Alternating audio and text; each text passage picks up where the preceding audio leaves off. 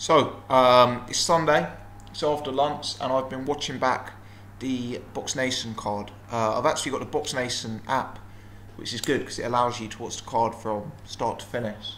You've got to pay for it, but it was an interesting night's boxing on Boxnation in Bolton last night, and I wanted to do a bit of a video to discuss 3 or 4 of the fights that were live.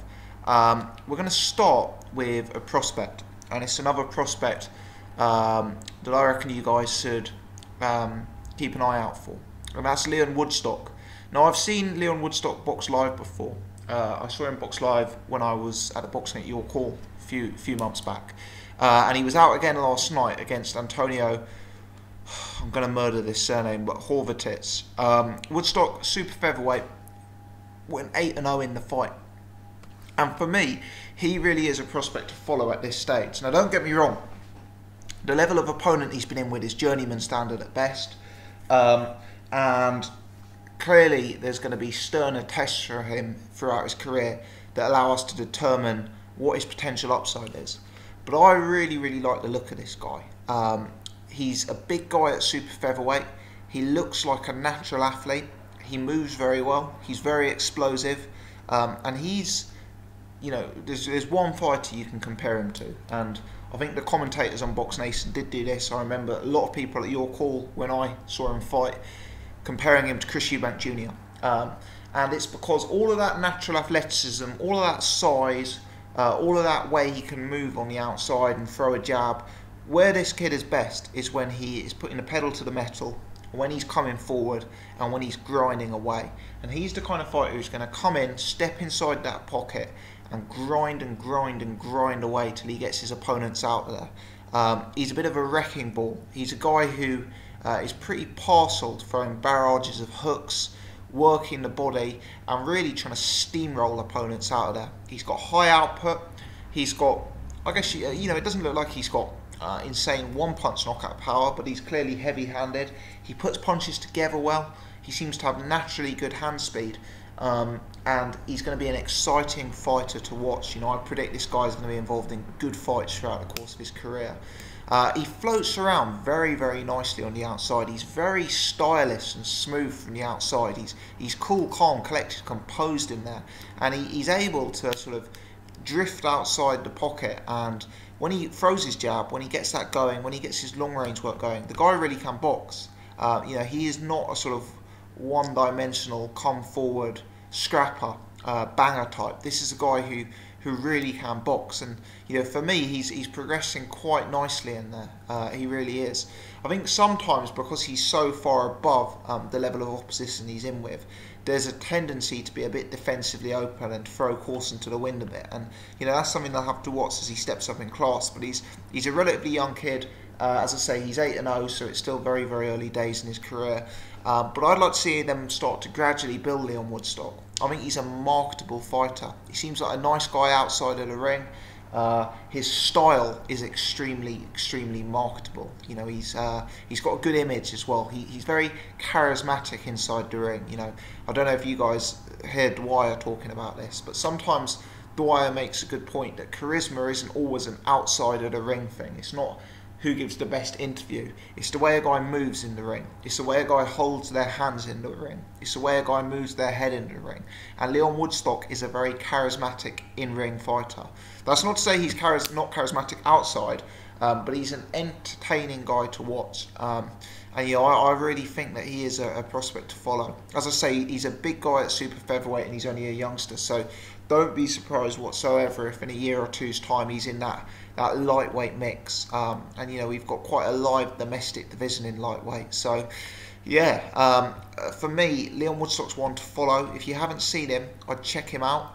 I think he's a sort of a blue chip prospect, if you like, and I think he's one who you know, we could see challenging for titles late 2017 through to mid 2018. When I say titles, I mean domestic titles, area titles, English titles, that sort of thing. You know, there's no need to rush him. He's a work in progress. But I really like the look of Leon Woodstock.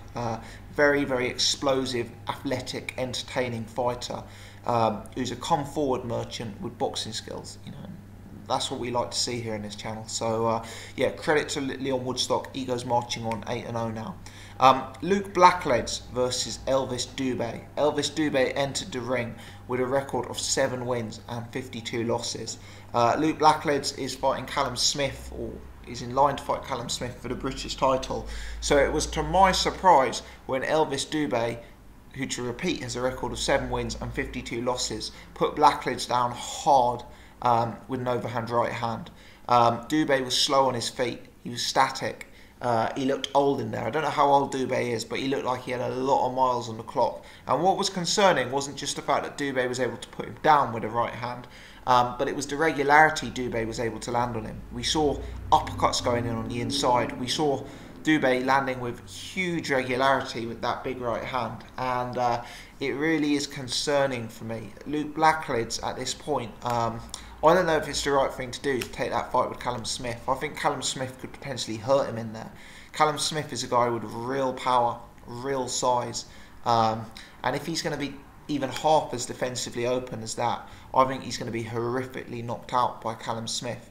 You know, it's one of those fights where Luke Blackledge probably did just about deserve to win the fight. It went to points over 6 rounds, and Blackledge probably was marginally winning the rounds with his boxing and with his fitness. Dubet seemed to flag after the first few rounds. But Dubet's obviously got a lot of miles on the clock, and he doesn't necessarily come to win. But I'd have to say, if you're talking purely in terms of talent, taking, you know, and obviously you don't win fights based on talent, you win fights based on winning rounds. And Blackledge probably did deserve to win the fight, which he did. But I'd have to say on talent, Dubet actually looked the better fighter in there, which is very, very, very concerning. You know, I know some of these journeymen are very experienced and they know how to fight. They really are slick in the ring, and you know, they know how to survive, and they've got a few tricks. But you wouldn't expect a journeyman with 52 losses to potentially look more talented than a guy who's fighting for a British title next time out, especially when that guy's going to be going in against a guy like Callum Smith. I thought the excuses after the fight were very, very weak. They kept saying, oh, Dubet's a cruiserweight, you know, Dubet's 14 stone, he's a big guy. To me, Dubet looked like a very small guy in there.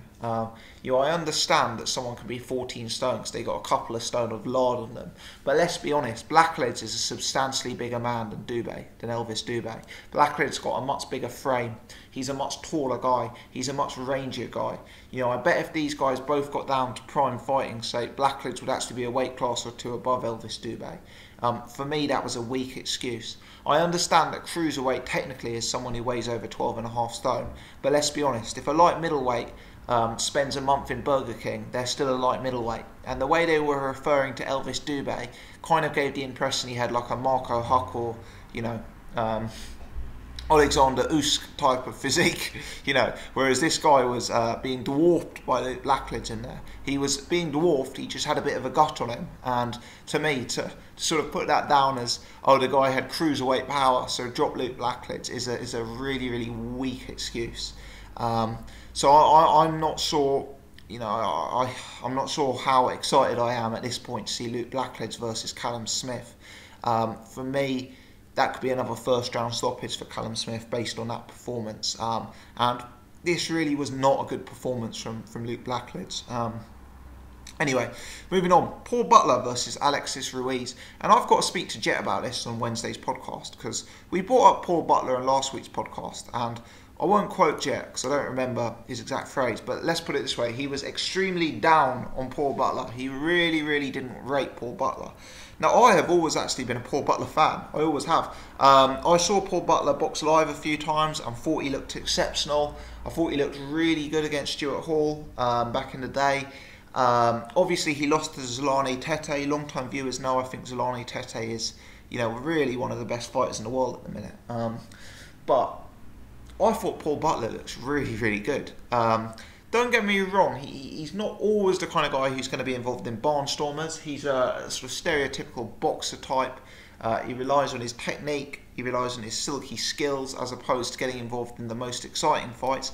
But I'm gonna tell you how I see it, and I hope I don't look stupid saying this, but at super flyweight, I take Paul Butler to beat Conlan and Kaliafai. Now, I know Paul Butler can't supposedly make super flyweight anymore, so he's going to be campaigning at bantamweight. But even at bantamweight, I take Paul Butler to beat Lee Haskins. I take Paul Butler to beat Ryan Burnett at this point. I take Paul Butler to beat Stuart Hall. You know, I'm not necessarily saying that I would want to see Paul Butler in there with Jamie McDonnell. I think at this stage, Jamie McDonnell is, you know, a level above and performing at a world-class level.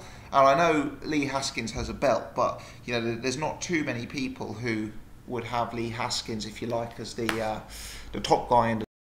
But I think Paul Butler's that good, and I think in terms of talent in the UK, in and around that weight class, Jamie McDonnell's the only one who I'd maybe pick over him at this point. So, yeah, I'm going to speak to Jet about that. I'm going to ask Jet for some more feedback as to why he doesn't rate Paul Butler. But for me, the hand speed, the combination punching, the smooth boxing, yeah, sometimes he gets caught a little bit, but you know, I think the guy has got class in spades, and this is a guy who I do think can become a world champion again and potentially hold on to it for multiple defences.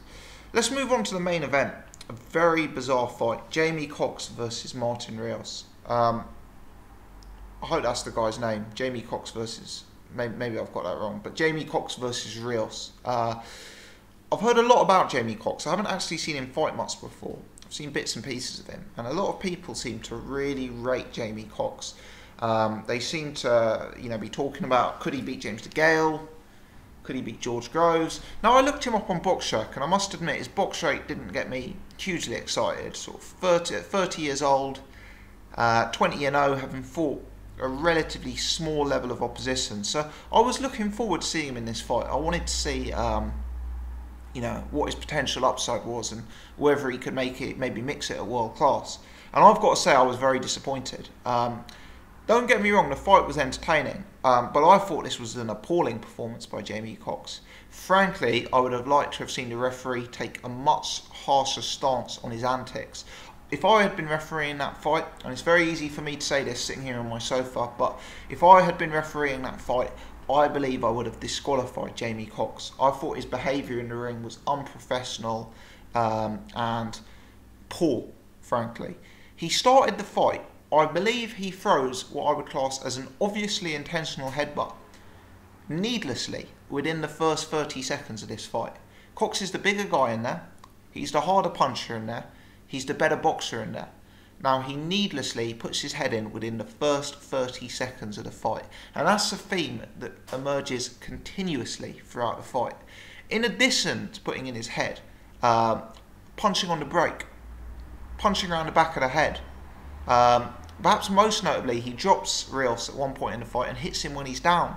Yeah, there was a number of reasons to throw Jamie Cox out of there, and I thought his performance probably merited a disqualification. I'd have liked to have seen the ref take a point off in the very first round for the use of the head. He was right to take a point off for punching around the back of the head. I'd have liked to have seen him possibly disqualify him when he punched him when he went down. For me, that was cynical. It was unnecessary, it was unpleasant, and it could have caused severe injury to Rios and damaged Rios' permanent health. Thankfully, that doesn't appear to be the case. Now, Rios was no angel in there. He was purposely trying to wind Jamie Cox up. He was purposely taunting him, he was talking to him in the ring, he was losing his gum seal left, right and centre. I'm under no illusions, Rios was absolutely no angel in there. But Jamie Cox is the undefeated fighter. Jamie Cox is the one with the future ahead of him. And to be honest, he was made to look a bit childish in there at times. Fundamentally, taking his lack of discipline outside of it, I also thought his boxing performance was fairly poor. You know, he was in against a guy who was a smaller guy than him. I know Rios had a big frame, but looked like a much feebler, weaker built bloke. And Rios was landing on him constantly. Cox was very open defensively. Cox was quite easy to hit on his way in. He was over-committing, he was lunging in, and he was getting caught, and Rios was catching him with big punches. Cox completely abandoned his boxing. His chin was up in the air. Defensively, he was poor, very open. The jab was very limited. It was a scrappy, messy, low-class performance in every sense for me.